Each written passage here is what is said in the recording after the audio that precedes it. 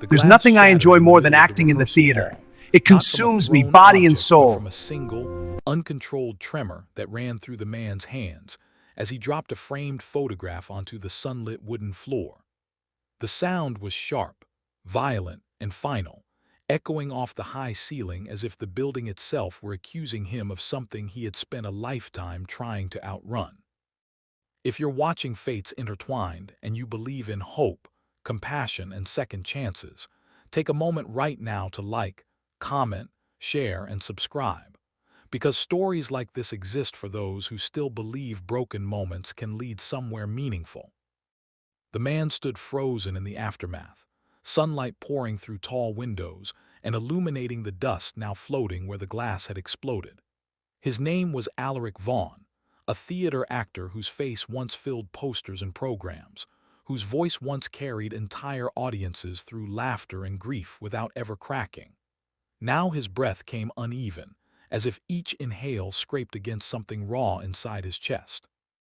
The photograph he had dropped showed him years earlier, younger, brighter, standing center stage with his arms open wide to applause he could almost still hear if he closed his eyes hard enough. The applause was gone now, replaced by the hum of traffic outside and the distant echo of students rehearsing lines in another wing of the building. It was late morning, the kind of clear daylight that made shadows sharp and unforgiving. Alaric knelt slowly, careful not to cut himself on the shards, and gathered the broken frame piece by piece. His hands were steady again, trained by decades of discipline, but his mind was spiraling backward. Theater had been his refuge since childhood, since the day he learned that pretending to be someone else could feel safer than being himself.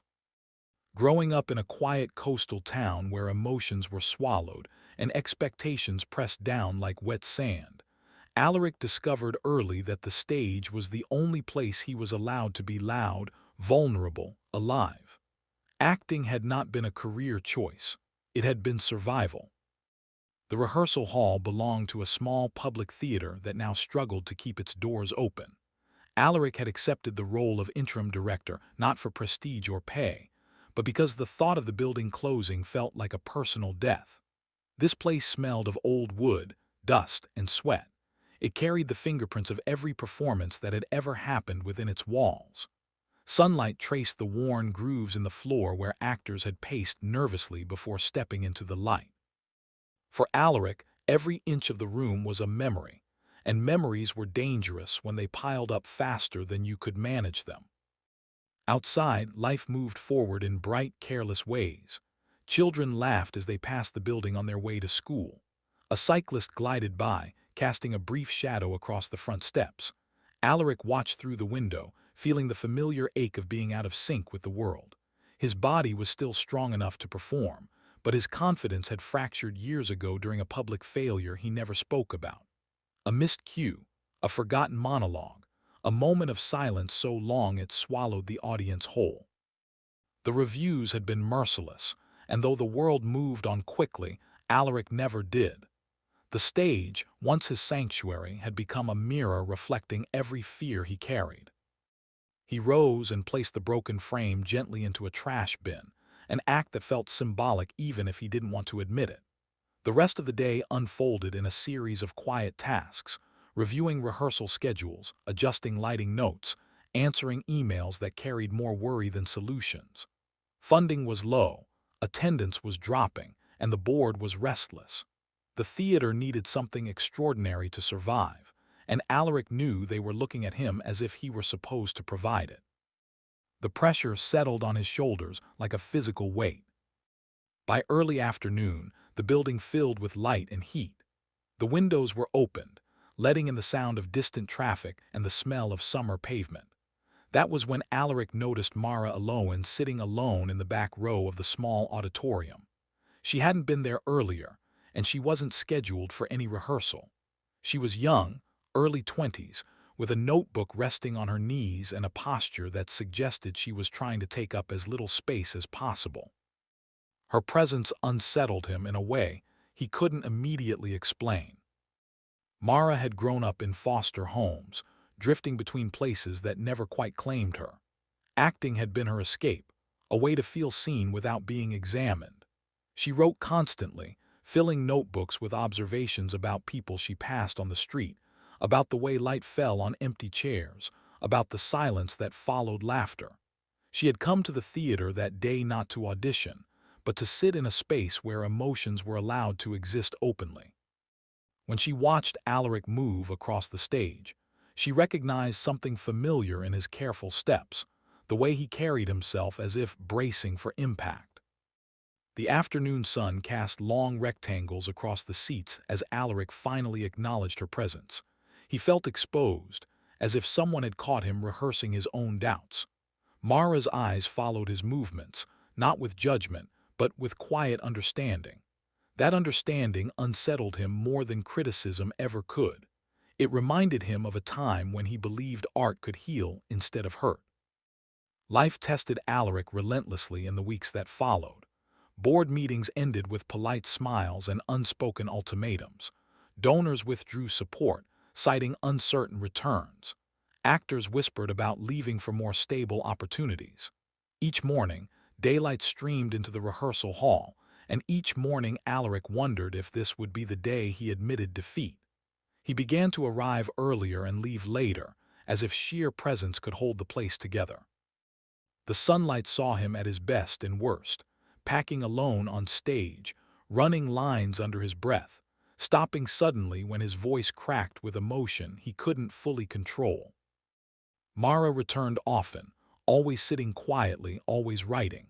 Sometimes she helped with small tasks, moving chairs or organizing costumes, her movements gentle and deliberate. She never asked for anything, and that made her presence feel like a gift rather than an obligation. Alaric found himself watching her from the wings, curious about the weight she carried behind her calm exterior. He sensed that she, too, was using the theater as a refuge, a place to set down the parts of herself that the outside world didn't know how to hold. The breaking point came on a bright, relentless morning when Alaric stood on stage for a full hour and couldn't bring himself to speak. The sunlight was harsh, revealing every flaw, every scuff on the floor, every crack in the walls. He felt small, exposed, and suddenly very old. The idea that he might never feel the joy of performance again settled into him with terrifying clarity. He sank to the floor, back against the stage, eyes fixed on the ceiling as tears blurred the ornate details above him. For the first time in years, he allowed himself to feel the grief he had been suppressing, the loss of certainty, the loss of identity, the fear that he was only valuable for what he could produce. Mara witnessed this moment from the back of the hall, her heart tightening in response. She recognized the shape of that despair because she carried her own version of it. She understood what it meant to feel as though your worth was conditional, dependent on performance, on pleasing others. That afternoon, without fanfare or expectation, she left one of her notebooks on the edge of the stage. Inside were pages describing the theater not as a failing institution, but as a living thing, wounded but resilient. She wrote about Alaric not as a fallen star, but as a steward of stories, someone who held space for transformation even when he couldn't transform himself. Alaric found the notebook later, the daylight softening as the sun dipped lower in the sky. He sat alone and read every word, his chest tightening with a mixture of sorrow and gratitude. No one had seen him like this in years. No one had believed in the quiet, stubborn part of him that still loved the stage for what it represented rather than what it delivered. The realization didn't fix everything, but it shifted something essential inside him. He understood then that acting had never been about applause. It had been about connection. The turning point unfolded slowly, under the patient gaze of daylight. Alaric made a decision that surprised even him. Instead of staging a grand production to save the theater, he opened the space to the community. Workshops replaced rehearsals. Stories replaced scripts. People came in off the street, students, retirees, workers on lunch breaks, and shared moments of their lives under the same lights that once illuminated polished performances. The theater filled with voices that weren't perfect but were honest. The sunlight streamed in, catching faces mid-laughter, mid-tear, mid-realization. Mara became an integral part of this new rhythm, her writing evolving into collaborative pieces that wove together fragments of many lives. Alaric found himself acting again, not as a character, but as himself, guiding others through the fear of being seen. Each day brought challenges, but also moments of quiet triumph. A man speaking about loss for the first time, a teenager discovering confidence in movement, an elderly woman reclaiming a memory through monologue. The theater breathed again, and so did Alaric. As the weeks passed, support returned in unexpected ways. Donations trickled in, not from wealthy patrons but from ordinary people who felt invested in the space. Attendance grew, not because of spectacle but because of authenticity. Alaric's fear didn't vanish, but it no longer ruled him. He learned to stand in daylight without flinching, to accept imperfection as part of the process rather than a personal failure. If this story has touched your heart so far, please support it in whatever way you can. Your engagement helps stories like this reach others who might need them. The final day of the season arrived wrapped in soft morning light. The theater doors stood open, inviting the world inside. Alaric stood center stage, the same place where he once froze in silence and felt a calm he hadn't known in years. He looked out at the gathering crowd, at Mara standing among them with her notebook tucked under her arm, and understood that enjoyment didn't come from pretending anymore. It came from presence, from sharing space honestly, from allowing life to unfold without controlling every outcome. Before the last moments, please leave a comment below and share what this story meant to you. The sun lowered gradually as the day went on, casting warm shadows that danced across the walls as people moved, spoke, and listened. Alaric closed his eyes briefly, breathing in the familiar scent of wood and dust, and felt gratitude settle deep within him. Acting in the theater had once been his escape, then his burden, and now it was something simpler and more profound, a way to witness and be witnessed.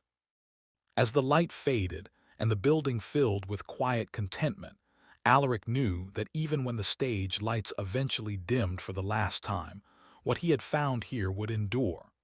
The joy wasn't in the performance. It was in the shared humanity that lingered long after the curtain never needed to fall.